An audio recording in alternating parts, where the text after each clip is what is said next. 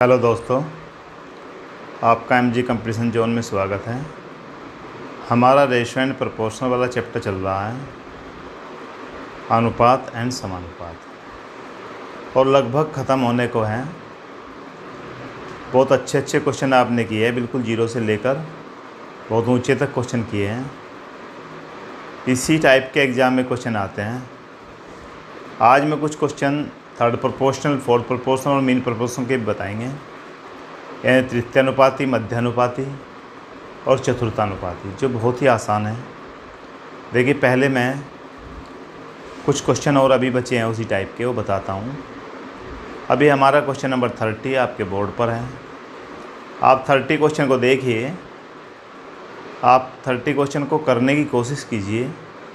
बहुत easy question है, जब कोशिश करोगे जब ही हो पाएंगे। देखते हैं। इसने कहा है 4 साल पहले ए तथा बी की उम्र का अनुपात 3:5 है। यानी कि एक आदमी ए है और एक बी है। दो आदमी हैं, एक ए है और एक बी है। 4 वर्ष पहले की अगर मैं बात करूं, 4 वर्ष पहले, तो उनकी आयु का अनुपात 3:5 था। चलो भाई, अब आगे उसने कहा 6 साल के बाद यह अनुपात 4:5 हो जाएगा। भाई समय बीत गया, तो 6 साल बाद,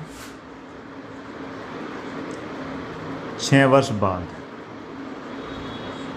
कितना हो जाएगा? 6 साल बाद 4:5, यानी कि 4:5। इसने कहा था 4 year before, 4 year ago ratio क्या था? 3:5, एंड आफ्टर 6 ईयर्स 4:5। यानी कि यहाँ से और यहाँ के बीच में कितना अंतर आ गया? 10 वर्ष का। भाई 10 वर्ष हो गए ना। 4 साल पहले, मैं आज की बात करूँ, आज से 4 साल पहले मान लिया जाए, अब 2000 चल रहा है, मान लिया जाए 4 साल पहले क्या था? 2016, और 6 साल बाद 2026, तो कितना अंतर आ गया? 10 साल का अंतर आ गया। अब मैंने बताया था ऐसे क्वेश्चनों में हमें सबसे पहले इनका अंतर देखना चाहिए। यहाँ पर अंतर कितना है भाई? डिफरेंस कितना है? यहाँ पर अंतर, यहाँ पर अंतर कितना है? 1, और यहाँ पर अंतर कितना है? 2। तो मैंने बताया था सबसे फर्स्ट ऑफ ऑल हम इसको, अंतर को ख़त्म करेंगे, बराबर बनाएंगे। इस अंतर को बराबर बनाने के लिए, इसमें 1 का अंतर है तो इसमें गुना कर दें 1 की, यानी 1 से गुना, इसमें 2 से गुना कर दें। तो अब हमारा ए अनुपात बी, यानी क्या अनुपात बन जाता है? 3:5 बन जाएगा, और यहाँ पर 8:10 बन जाएगा। आपके समझ में आ गया होगा। देखिए, अब यहाँ पर भी 2 का अंतर है और यहाँ पर भी 2 का डिफरेंस है। जब डिफरेंस सेम हो जाते हैं, अब देखिए यहाँ से यहाँ तक आने में कितना अंतर आया? डिफरेंस कितना आया? डिफरेंस कितना आया भाई? ये डिफरेंस आया 5 का, और ये 5 का डिफरेंस किसके बराबर है? 10 वर्ष के बराबर है। 5 का डिफरेंस किसके बराबर है? 10 वर्ष के बराबर है, यानी कि 10 ईयर के बराबर है भाई। और 1 का डिफरेंस किसके बराबर होगा? 1 का डिफरेंस 10/5, यानी कि 2 के बराबर हो जाएगा।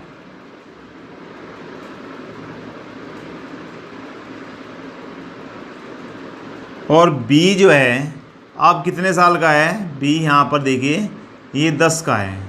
अगर 10 है तो कितना हो जाएगा? b की बात कर रहा है, b की परसेंटेज पूछ रहा है। वो क्या पूछ रहा है? b की वर्तमान आयु, परसेंटेज। तो ये तो 4 साल के बाद की है ना, तो इससे निकाल लेते हैं, इसमें 4 माइनस कर देंगे। 10 का डिफरेंस है तो कितना आ जाएगा? 10 गुना 2। तो यानी कि 4 साल बाद, सॉरी 6 साल के बाद, 6 साल के बाद बी कितने ईयर का होगा भाई? 20 ईयर का। 6 साल के बाद बी कितने ईयर का होगा? 20 ईयर का। अगर यहाँ से बात करें, 4 साल पहले बी कितने ईयर का होगा? 10 वर्ष का। अब हमें निकालनी है वर्तमान, या तो इससे 4 साल बाद की निकालिए या इससे 6 साल पहले की निकालिए। वर्तमान का मतलब तो 6 साल पहले, 6 वर्ष पहले, यानी कि मैं सीधा लिख देता हूँ बी की वर्तमान आयु, बी की वर्तमान, वर्तमान मीन्स प्रजेंट, प्रजेंट एज क्या हो जाएगी भाई? 20 - 6 यानी कि 14 ईयर का। अब उसकी एज क्या है? 14 ईयर। देखिए इतना सारा टाइम लगाया है, इतना टाइम लगाने की हमें आवश्यकता नहीं होती, सीधा सीधा था। मैंने इनका अंतर देखा समान नहीं है, अंतर को बराबर कर लिया। अंतर बराबर करने पर कितना आया? इन दोनों का डिफरेंस बी का देख लेते हैं, बी की बात चल रही है, बी का देख लेते हैं। ए की बात चलती तो ए का देख लेते हैं। कितना आया? 5 का। परंतु अंतर कितना हो चुका है? 4 साल यानी कि 6 साल तो बाद और 4 साल पहले अंतर कितना हो चुका? 10 का। तो इसका मीन्स ये हो गया 5 किसके बराबर? 10 के। और यहाँ पर इसकी बी के हमें यहाँ की निकाल लें अगर हम, तो 10 किसके बराबर है? 20 के। और पूछा जा रहा है कब की? वर्तमान की। 10 तो कब हुआ? 6 साल के बाद। तो इसका मतलब 6 साल पहले कितना था? वो 14 का। इससे भी बात कर सकते हैं, 4 साल पहले की बात है, 4 साल पहले कितने का था? 10 का। तो आप प्रजेंट में 4 जोड़ दीजिए तो 14 का। दोनों से आंसर सेम आएगा।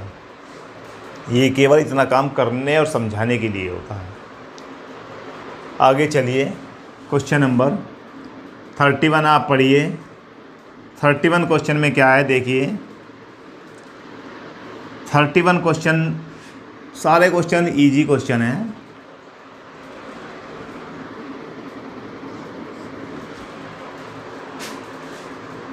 इसने कहा लीला और उसकी माँ की वर्तमान आयु का अनुपात 3:8 है।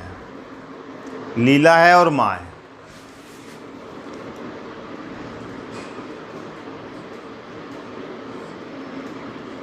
मदर है भाई, और उनकी आयु का अनुपात कितना है? 3:8 है। चलो जी, ध्यान देना, बहुत अच्छा सवाल है। उसने कहा है जब लीला का जन्म हुआ था तो उसकी माँ की उम्र, जब लीला का जन्म हुआ था उसकी माँ की उम्र कितनी थी भाई? 25 वर्ष।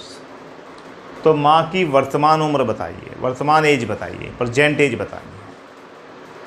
तो हम बात करें जन्म के समय, हमें क्या चाहिए? जन्म के समय, जन्म के समय। तो एक बात बताइए आप, लीला जो है जन्म के समय कितने वर्ष की थी? कोई सोच रहा होगा जन्म के समय कितने वर्ष की थी? भाई 0 वर्ष की होगी। भाई जन्म के समय वो बिल्कुल 0 पे थी। तो इसका मीन्स हम इसको 0 बनाने के लिए इसमें से भी -3 कर दें और इसमें से भी -3। भाई जन्म के समय इसकी एज कितनी थी? 0। और इसकी एज कितनी थी? 5। यहाँ तक बताओ समझ में आया क्या? बहुत देखने में बहुत आसान है, परंतु थोड़ा सा उलझा हुआ क्वेश्चन है। देखने में लगेगा बड़ा उलझा हुआ है, परंतु बहुत ईजी क्वेश्चन है। लीला की और लीला की माँ की आयु का अनुपात, प्रेजेंट अनुपात क्या था उनका? 3:8। परंतु कह रहा है जन्म के समय की बात चल रही है, तो हम उन्हें जन्म के समय पर ले जाएं। तो जन्म के समय इसमें से 3 है तो 3 ही घटा दो भाई।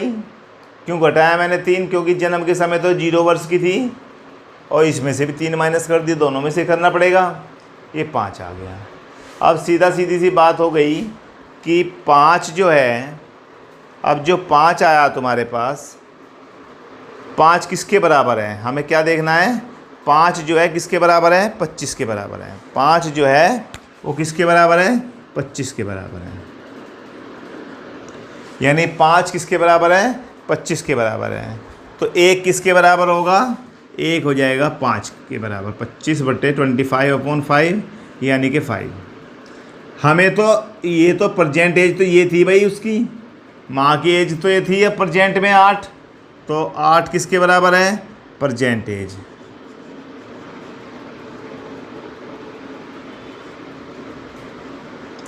यानी कि 8, 8 किसके बराबर है? 5 गुना 8 यानी कि 40 वर्ष। देखिए कितना सिंपल सा सवाल था, 40 वर्ष। यानी कि आज उसकी मदर की एज कितनी है? 40 वर्ष। फिर सुन लीजिए, दोनों की आयु का अनुपात 3:8 था। अगर बात करें जन्म के समय की, जन्म के समय लीला की मदर की एज 25 ईयर थी। हम यदि उनके जन्म की बात करें तो लीला 0 ईयर की थी। तो मैं इसमें से 3 माइनस कर दूँ, 0 बना दिया मैंने। यहाँ से भी 3 माइनस कर देते हैं तो 5 जो है वो किसके बराबर हो जाने वाला है? 25 के। हमें तो लीला की जो परसेंटेज है वो तो ये है भाई 8, 8 किसके बराबर होने वाला है? 40 के। तो इसका मीन्स ये हुआ लीला की जो परसेंटेज है वो कितनी है? 40 वर्ष। अगर हम बात करें लीला की लीला की मदर की एज है भाई ये 40, और लीला की बात करें तो लीला की आ जाएगी कितनी? 15 वर्ष। कितनी आ जाएगी? 15 वर्ष। अब वही आप देख लीजिए, जब वो 25 की थी तो 0 की थी। चलो आगे चलते हैं, नेक्स्ट क्वेश्चन देखिए। इससे नेक्स्ट क्वेश्चन 32।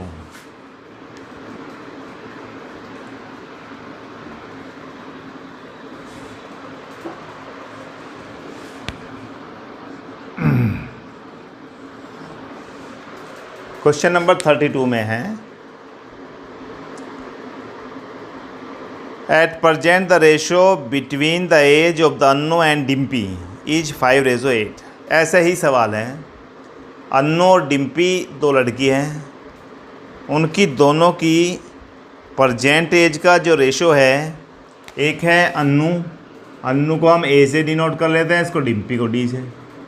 और जो प्रजेंट एज है उनकी, प्रजेंट एज का रेशो है 5:8। प्रजेंट एज का रेशो क्या है भाई? 5:8। चलो भैया अब आगे चलते हैं, क्या कहता है? After 2 year the ratio age will become 2:3। 2 वर्ष के बाद, यानी कि यहाँ पर लिख देता हूँ मैं 2 ईयर आफ्टर, 2 वर्ष के बाद इसका रेशो चेंज हो जाएगा, और चेंज होने के बाद कितना बन जाएगा? 2:3 बन जाएगा। ऐसे सवाल बहुत सारे आ चुके हैं। अब मैंने बताया था इन दोनों में अंतर देखिए, किन दोनों में? इसमें कितना अंतर है? 1। इसमें कितना अंतर है? 3। तो इसका मीन्स इसमें मल्टीप्लाई 1 से और इसमें मल्टीप्लाई 3 से, और नया रेशो बना लीजिए। तो 1 से करें तो ये तो क्या आ जाएगा? 5:8 ही आएगा। और ये क्या बनेगा? 2 × 6, और यहाँ पर क्या बन जाएगा? 9। रेशो क्या बन जाएगा भाई? 6:9। चलो भैया, इसमें और इसमें अंतर कितना है? 1 का। और यह 1 का अंतर किसके बराबर है? 2 वर्ष बाद की बात कर रहा है वो, तो यह 1 वर्ष अंतर किसके बराबर है? 2 के बराबर है। 2 वर्ष के बराबर है, 2 ईयर के बराबर है भैया। इसकी परसेंटेज क्या थी? यह वाली 8 डिम्पी की। उसने पूछा है डिम्पी की आयु बताइए। 2 वर्ष पहले, सॉरी भाई, 2 वर्ष पहले डिम्पी की आयु बताइए। तो 2 वर्ष बाद तो ये था ये, और 2 वर्ष पहले क्या थी? ये थी। तो 2 वर्ष पहले ये वाली थी ना, 2 वर्ष पहले तो ये वाली। तो 8 किसके बराबर है भैया? 8 दूनी 16, 2 2 8 जा 16। यानी कि this means 2 year after Dimpy age कितनी थी? ये तो 2 वर्ष बाद की थी ना, सॉरी पहले की। तो 2 वर्ष पहले की कितनी थी भाई? 16 वर्ष। अगर पूछा जाता 2 वर्ष बाद, यानी प्रेजेंट में तो ये चले गए, 2 वर्ष बाद 9 दूनी 18 की, तो सीधी सी बात आ गई। यहाँ पर 2 वर्ष बाद की थी, ये 2 वर्ष पहले की थी। तो डिम्पी की आयु कितनी आ गई? 16 वर्ष। भाई यो 2 वर्ष पहले कह दिया इसने, या वो प्रजेंट एज कह देता तब भी वही होता, क्योंकि ये वाली प्रजेंट थी, ये 2 वर्ष बाद की थी। 2 वर्ष बाद वाली में से अगर 2 वर्ष पहले कर दें, मान लिया जाए आपकी उम्र 16 वर्ष हैं, तो 2 वर्ष की बाद कितनी होगी? 18 वर्ष। अगर आपसे प्रेजेंट एज पूछी जाए तो कितनी होगी? 18 माइनस 2, 16 वर्ष ही तो बताओगे ना। तो यहाँ पर ये 8 तो प्रेजेंट थी, या 2 वर्ष पहले का हो तब भी यही बोला जाएगा। तो इसका मीन्स कितना हो गया? 16 ईयर, 16 ईयर की थी वो। आगे चलते हैं नेक्स्ट क्वेश्चन पर। क्वेश्चन नंबर 33, आप पढ़ें क्वेश्चन को।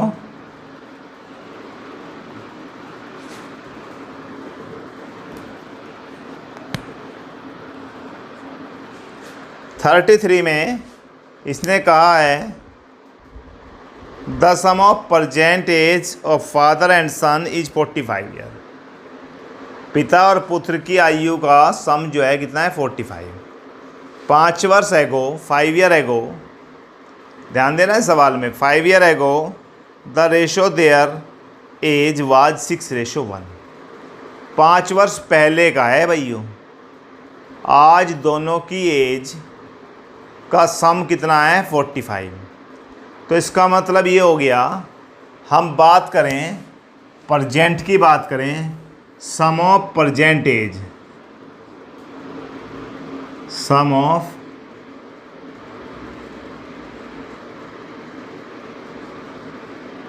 Both present age, sum of both present age कितनी है भाई? 45 वर्ष है, 45 ईयर है। अगर मैं 5 वर्ष पहले की बात करूं, 5 ईयर एगो,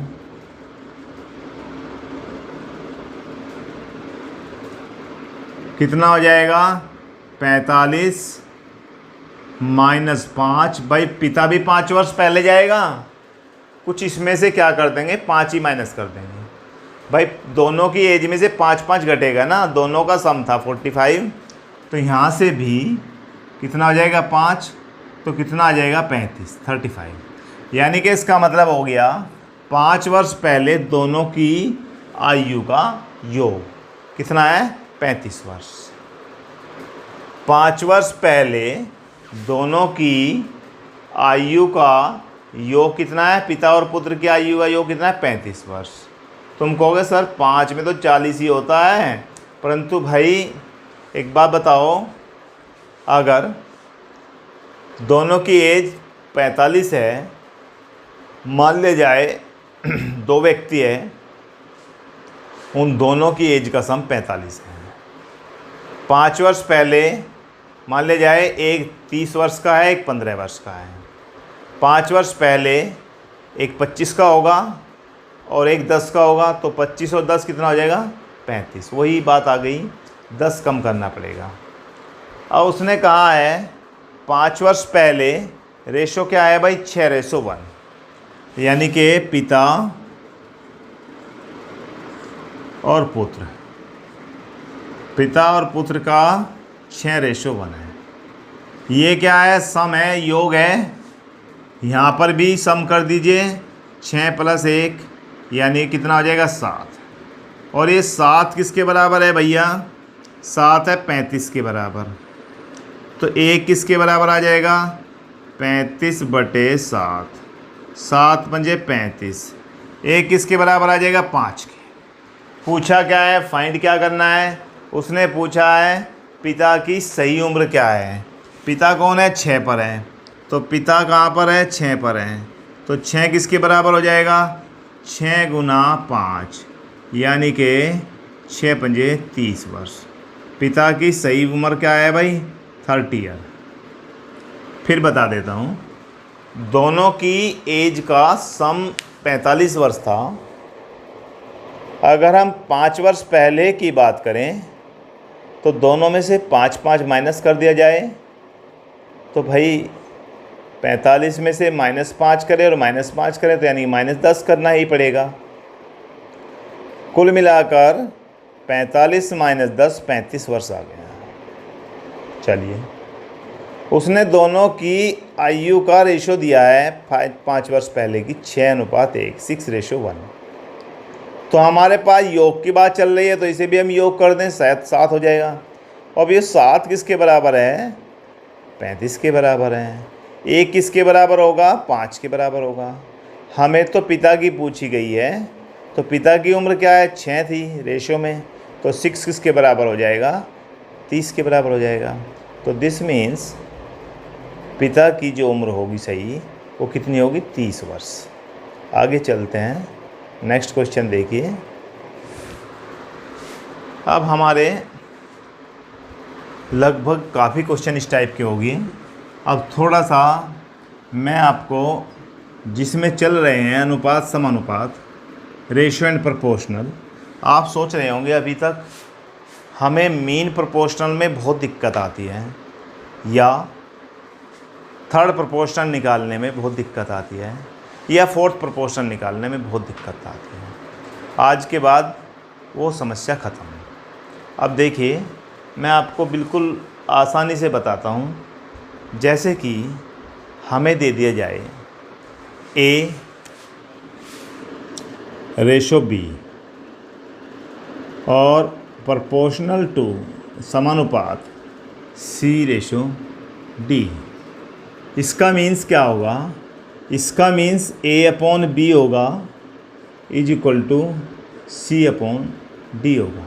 मैंने बताया था सबसे पहले अनुपात का मतलब बटे होता है, यानी कि रेशियो का मतलब अपॉन होता है, और समानुपात यानी प्रोपोर्शन का मतलब इक्वल टू होता है। आप ऐसे भी कर सकते हैं, इसकी गुना इससे, इसकी गुना इससे, A into D is equal to क्या होगा, B इंटू सी। आप आराम से फोर्थ प्रोपोर्शनल निकालना हो आराम से निकाल सकते हैं, या आप ऐसे भी कर सकते हैं, इसकी मल्टीप्लाई इससे और इसकी मल्टीप्लाई इससे, तब भी वही आता है, A गुना D is equal to B cross C। अब हम बात करें, अगर ए बी सी सतत अनुपात में, सतत अनुपात, सतत क्या होता है, अनुपात, कंटिन्यूड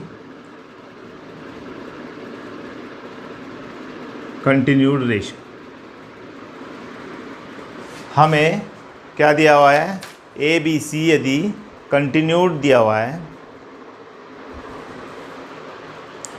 तो कंटिन्यूड रेशियो में हमारे पास क्या बन जाएगा, तो हम इसे लिख सकते हैं क्या, A ratio B proportional to B ratio C. यदि ये सतत अनुपात में है, कंटिन्यूड रेशियो में है, तो हम इसे क्या लिख सकते हैं, ए रेशो बी और प्रोपोर्शनल टू बी रेशो सी। ध्यान से देखना। अब देखो ये वाला बी जो होता है, ये वाला, ये तो होता है मीन प्रोपोर्शन,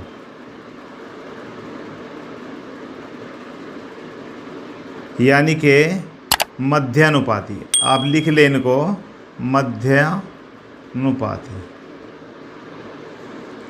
अगर बात करें सी की, तो सी होता है तृतीयानुपाती, या हम इसको कह सकते हैं थर्ड प्रोपोर्शनल भी कह सकते हैं और तृतीय अनुपाती भी कह सकते हैं।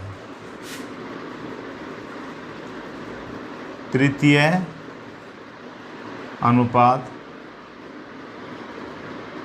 या हम कह सकते हैं थर्ड प्रोपोर्शनल। अब आपके पास अगर A B C continued ratio हैं, तो आप क्या कह सकते हैं कि A ratio B is proportional to B ratio C. तो आपका जो बी आएगा वो क्या आएगा, मीन प्रोपोर्शनल या मध्यानुपाती, और जो सी आएगा वो क्या आएगा, थर्ड प्रोपोर्शनल यानी तृतीय अनुपाती। हम इसकी बात करें, इसकी मल्टीप्लाई इससे और इसकी इससे, तो आपके पास क्या बन जाता है, B square is equal to A C, और हम कह सकते हैं B is equal to under root A C, यानी कि आपके पास बी की वैल्यू क्या आ जाएगी, अंडर रूट ए सी। परंतु हम यदि इससे क्या निकला, मध्यानुपाती निकला। अगर हम सी की बात करें तो सी इज इक्वल टू क्या हो जाएगा, बी स्क्वायर अपॉन ए। तो c इज इक्वल टू क्या हो जाएगा, बी स्क्वायर अपॉन ए। c क्या है, तृतीयानुपाती। अब आपको कुछ सोचना ही नहीं कहाँ पे क्या बढ़ाना है कहाँ पे घटाना है। यदि ए बी सी सतत प्रोपोर्शनल सतत रेशो में है, कंटिन्यूड रेशो में है, तो आप इसको लिख सकते हैं, यानी कंटिन्यूड प्रोपोर्शनल में है, समानुपात में है। आप यहाँ पर भी सतत समानुपात ही लिखिए, प्रोपोर्शनल ही लिखिए, समानुपात प्रोपोर्शनल।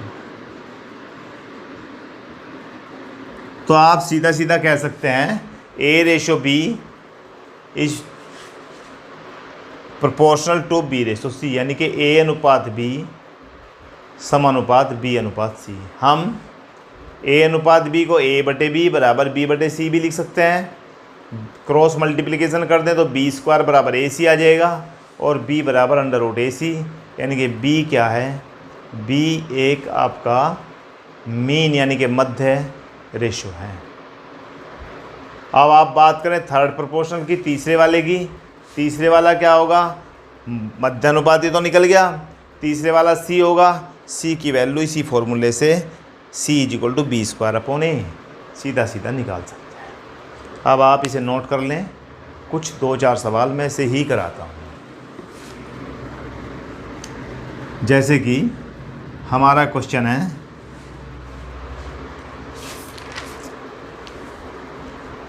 आपके सामने क्वेश्चन नंबर 34। आप 34 क्वेश्चन देखिए। 34 में कहा गया है if n ratio 38, n ratio 38 proportional समानुपात किसके बराबर है भाई, ये 3:57। हमें फाइंड करना है। आप देखिए क्वेश्चन को, फाइंड क्या करना है, n फाइंड करना है। तो बस सीधा सीधा कुछ नहीं है, इसकी मल्टीप्लाई इससे और इसकी इससे।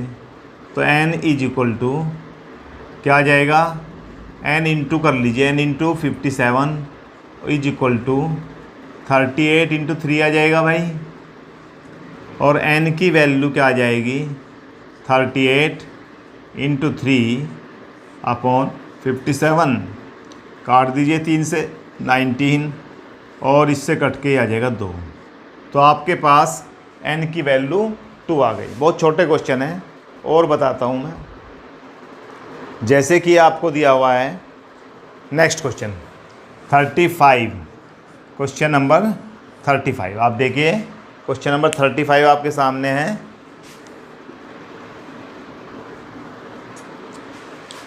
थर्टी फाइव में दिया है फाइंड फोर्थ प्रोपोर्शनल, वही चतुर्थानुपाती ज्ञात करना है। 3.6 यानी कि 3.6 और 6.9। एक तो हमें दिया हुआ है 3.6 और भैया 6.9 और 11.4। हमें 3 नंबर दिए हुए हैं और फोर्थ पूछा है, तो हमें कुछ नहीं करना है। 3.6 रेशो 6.9 इज प्रोपोर्शनल टू 11.4 ये रेशो डी। चौथे वाला क्या मान लिया हमने, डी। अब इसकी मल्टीप्लाई इससे और इसकी इससे। 3.6 into D is equal to क्या हो जाएगा, 6.9 इंटू 11.4 और डी की वैल्यू क्या आ जाएगी, 6.9 इंटू 11.4 अपॉन 3.6। मेरे हिसाब से ये वाला इससे कट जाना चाहिए 4 बार। 4 से अगर मैं करूँ तो ये पूरा पूरा कट जाएगा। इसकी अगर मल्टीप्लाई करें 4 9 जा 36 और यानी कि 3 या 9 3 नहीं कटेगा भाई, 4 बार नहीं कटेगा। डेसिमल हटा लीजिए और डेसिमल हट जाएगा इसका। फिर इसे छोटा कर लेते हैं, 18 बार कट जाएगा। 2 से काटे 5 और 7 आ जाएगा। अब हम 3 से काट सकते हैं, 3 से ये 6 आ जाएगा और 3 से 19 आ जाएगा। ऐसे ही काट लीजिए और काट के आपका आंसर जब आप इसे काट के मल्टीप्लाई करें तो 21.9 आ जाएगा। हो गया। अभी हम एक क्वेश्चन और लेते हैं इससे आगे, जैसे कि क्वेश्चन नंबर 36। भाई कैलकुलेशन तो पाड़े से होगी, कैलकुलेशन तो जब आप पाड़े याद करेंगे तो कैलकुलेशन अच्छी तरह से हो जाएगी। क्वेश्चन नंबर 36 को देखिए। 36 में कहा है इफ़ 22x और 88 कंटिन्यूड है तो x का मान बताना है। तो हमें किसका मान बताना है? 22x और भैया 88 किस में है? ये समानुपात। कैसे हैं? समानुपात, कंटिन्यूड प्रोपोर्शनल है। क्या दिया हुआ है? कंटिन्यूड प्रोपोर्शनल, समानुपात में है। तो हमें किसका मान बताना है? x का। मैंने बता 3 दे रखे, कुछ नहीं करना, आपको सीधा सीधा करना है। 22:x is proportional to x:88। तो यहाँ इसकी मल्टीप्लाई इससे और इसकी इससे, यानी कि x इंटू एक्स, यहाँ पर क्या बन जाएगा? 22 इंटू 88, यानी कि आपके पास x का स्क्वायर आ जाएगा।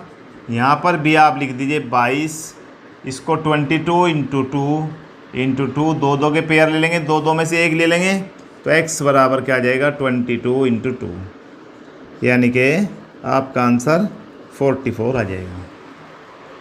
क्लियर? अब और क्वेश्चन लेते हैं। आपके 36 तक हो गए, लगभग ये चैप्टर ख़त्म हो गया। अभी आपको हम 1-2 क्वेश्चन और बताते हैं। जैसे कि हमें दे दिया जाए 8 और 18, हमें क्या दे दी जाए? 8 और 18 दे दी जाए और हमें उसका पूछा जाए मध्यानुपाती, या आपको 9 और 16 दे दी जाए। जैसे ये दे दी जाए 8, 18 या 9, 16, हमें क्या फाइंड करना है? मध्यानुपाती।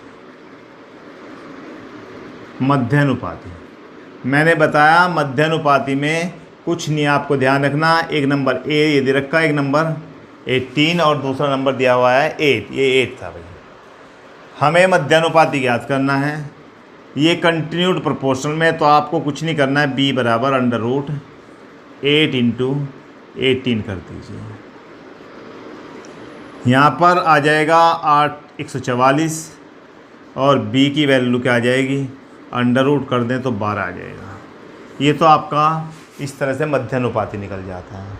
यदि आपको जैसे दे दिया जाए 2 और 10 का तृतीय अनुपाती, कुछ नहीं करना, मैंने फॉर्मूला बताया। देखिए इसके लिए मध्य के लिए क्या बताया? b² बराबर AC, और उसके लिए क्या बताया? c बराबर b²/a। सीधा सीधा क्या करना है? c बराबर b²/a। आपके पास c कौन है? ये रहा। b कौन है? ये रहा। तो आपके पास 10 इंटू 10 क्या आ जाएगा? 2 से काट दीजिए, 5 दाई 50। ये लो भाई, कुछ भी नहीं करना पड़ा। ये फॉर्मूले 2 याद रखिए। तीसरे वाला ये a इंटू d बराबर b इंटू सी, कुछ भी नहीं करना। चाहे आपसे फोर्थ पूछ ले जाए, चाहे आपसे मध्यानुपात पूछ ले जाए, चाहे आपसे तृतीय अनुपात पूछ ले जाए, सब के आंसर आपके सामने आ जाएंगे। इस तरह से हमारा ये chapter ratio and proportional complete हो गया। कंप्लीट तो नहीं होता, कंप्लीट तो इतना कोर्स होता है कि हम चाहे उसको 1 महीने, 2 महीने, 4 महीने तक भी कराते जाएं, तब भी पूरा नहीं होगा। परंतु हर टाइप का क्वेश्चन आपके सामने आ गया है। आप अगर इनको करें अच्छी तरह से, और फिर किसी भी बुक से, आप अपने कैडर की बुक से करें, तो सब टाइप के क्वेश्चन आपको मिल जाएंगे। आपको हमारा ये चैप्टर अच्छा लगा हो, वीडियो अच्छी लग रही है, समझ में आ रहा है, तो आप सब्सक्राइब करें, लाइक करें। Thank you.